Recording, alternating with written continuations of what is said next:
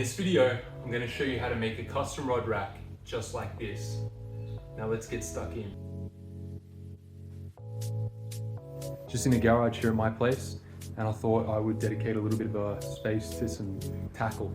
So I've built this wall here to separate the tackle area. I won't show you too much right now from the gym area we've got here. So what we're going to do, we've got some timber down here. So I believe 6 foot of 1 inch pine. I've got 4 of those, and yeah, hopefully we're going to put 18 rods on there. So what we're going to do is use 2 pieces, 2 on the top and 2 on the bottom. The top is going to be a circle with a little bit etched out, and the bottom is just going to be a hole. Alright, first things first, I'm going to do something to hopefully make this pretty easy. I'm going to clamp these 2 boards together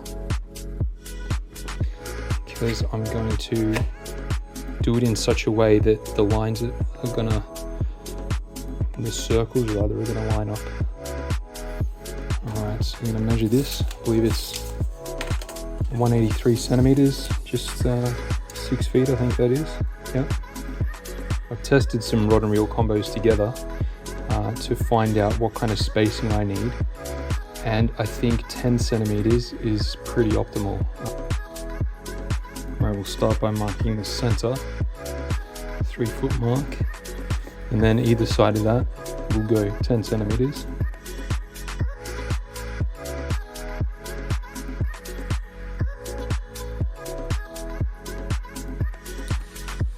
Alright, despite the shape of this thing, it's called a square. Now we can use this measurement here. We can find out, yep, this is a 3.5 inch wide board, and these indentations here, we can whack our pencil or pen in here to mark the center of the board, and we can just slide this along to mark the center of the board. So we've got 3.5 inches here.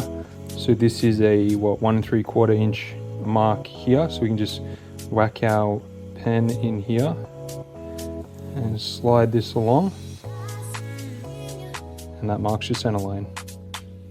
Alright, we've got our 4 inches spread apart, we've got the center of the board, so now we know exactly where we want to drill. Alright, so now I'm going to smash out the 18 holes. There we go.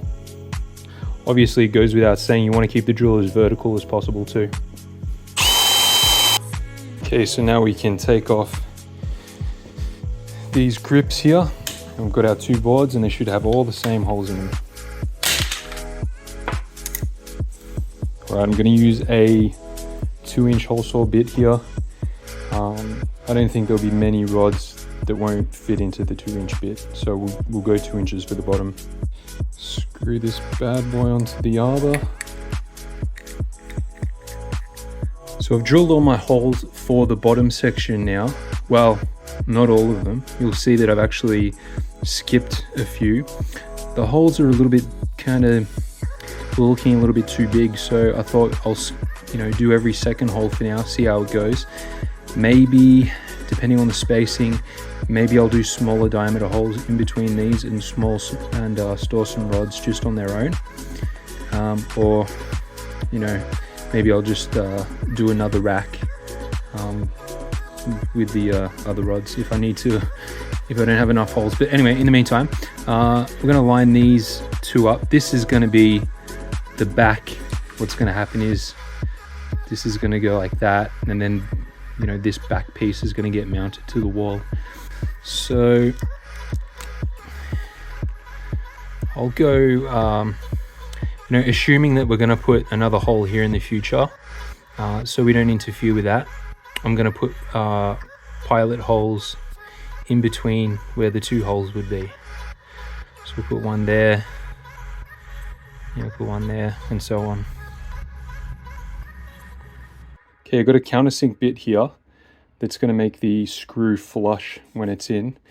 What we're going to do is we're going to just do a few holes, then we're going to attach the backboard, then we're going to complete the rest of the holes so that the pilot goes through that other board to prevent splitting.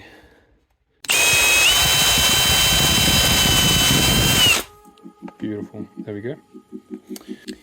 All right, we've got piece 1 done. We've got the 2-inch holes that are 4 inches spaced apart. Well, they're actually 8 inches because we've skipped a hole, but we've got it centered on that back piece there. We've used 5 screws, you know, evenly spaced out, 1 in the middle, 2 at each end, and yeah. Now we've got to basically replicate this with the other board and do a smaller hole, and also we're going to have to cut notches, which is going to be the time-consuming part. So let's get stuck in. Okay, I've opted to go for the 32mm bit by Irwin. I'm not sure what they call these, but yeah, they're super good. It should rip through this wood real easily. Now I've got all the holes done. I did all 18 of the holes. So now what we have to do is cut a piece out here so that the rod can slip in. What I thought was best is we want as much meat as possible on the front here to stop the rod from slipping out. So I'm going to do a 45-degree angle from the furthest point of each of these circles. So we'll see how this looks.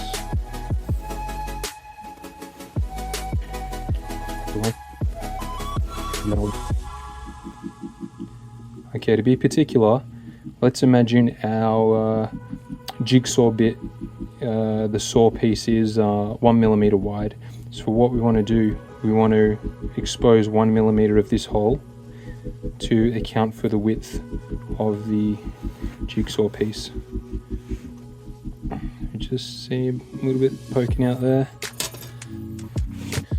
Okay, so what I've come up with is the 2 1/4 inch notch here. I'm going to line that up with the edge of the hole and just make a little mark there. And once we've got that mark established, I'll go back and I'll do a 45 from that mark, like so, and there you go. It's probably about 12mm, around about ½ an inch. Okay, we've got all of our marks up there. Now we got to do the tedious part, all of the jigsawing. Not looking forward to it, but it'll be a relief once it's done.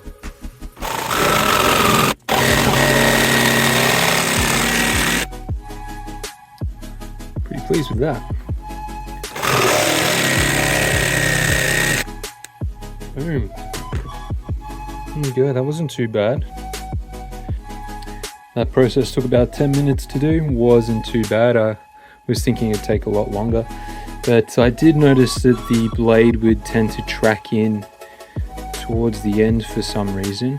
I was trying to do it as straight as possible, obviously, but yeah, a lot of them you can see it's a little bit thicker just in here. But we'll hit this with the sander and then we'll attach the back piece to it.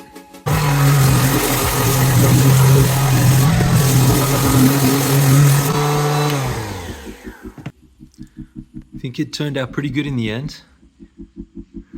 Might hit it with some black paint in the future. But the only thing that I would do differently is do these bottom holes this size, which is the same as the top hole. That's 32mm. Otherwise, I'm pretty happy with it, how everything's turned out. So if you want to see more of this kind of stuff, keep watching.